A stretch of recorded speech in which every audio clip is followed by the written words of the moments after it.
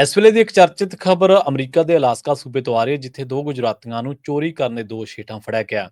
ਜੀ ਹਾਂ, ਪੂਰੀ ਖਬਰ ਤੁਹਾਨੂੰ ਦੱਸਦੇ ਹਾਂ। ਅਮਰੀਕਾ ਦੇ ਰਾਜ ਅਲਾਸਕਾ ਦੇ ਵਿੱਚ ਗੁਜਰਾਤੀਆਂ ਦੀ ਜਿੱਥੇ ਵੱਡੀ ਆਬਾਦੀ ਗਿਣੀ ਜਾਂਦੀ ਹੈ, ਉੱਥੇ ਇਸ ਸੂਬੇ ਤੋਂ ਗੁਜਰਾਤੀਆਂ ਨੂੰ FBI ਦੀ ਮਦਦ ਦੇ ਨਾਲ ਗ੍ਰਿਫਤਾਰ ਕੀਤਾ ਗਿਆ ਹੈ। ਇਹਨਾਂ ਦੇ ਦੋਸ਼ ਹੈ ਵੀ ਇਹ ਪਾਰਸਲ ਇਕੱਠੇ ਕਰਦੇ ਸੀਗੇ ਤੇ ਪਿਟਸਬਰਗ ਜਿਹੜੀ ਪੁਲਿਸ ਹੈ, ਉਹਦੇ ਮੁਤਾਬਕ 22 ਸਾਲਾਂ ਦਾ ਇੱਕ ਹਰਸ਼ੀਲ ਜੇ ਪਟੇਲ ਹੈ, 25 ਸਾਲਾਂ ਦਾ ਇੱਕ ਸ਼ੁਭਮ ਪਟੇਲ ਹੈ, ਜਿਹਨੂੰ ਗ੍ਰਿਫਤਾਰ ਕੀਤਾ ਗਿਆ ਸੋਮਵਾਰ ਨੂੰ। ਇਹਨਾਂ ਦੇ ਉੱਤੇ ਧੋਖਾਧੜੀ ਅਤੇ ਚੋਰੀ ਦੁਆਰਾ ਜਿਹੜੀ ਪਹਿਲੀ ਡਿਗਰੀ ਚੋਰੀ ਦਾ ਦੋਸ਼ ਲਾਇਆ ਗਿਆ। ਅਲਾਸਕਾ ਦੇ ਕਾਨੂੰਨ ਦੇ ਤਹਿਤ ਇੱਕ ਕਲਾਸ B ਅਪਰਾਧ ਇਹਨੂੰ ਗਿਣਿਆ ਜਾਂਦਾ ਹੈ।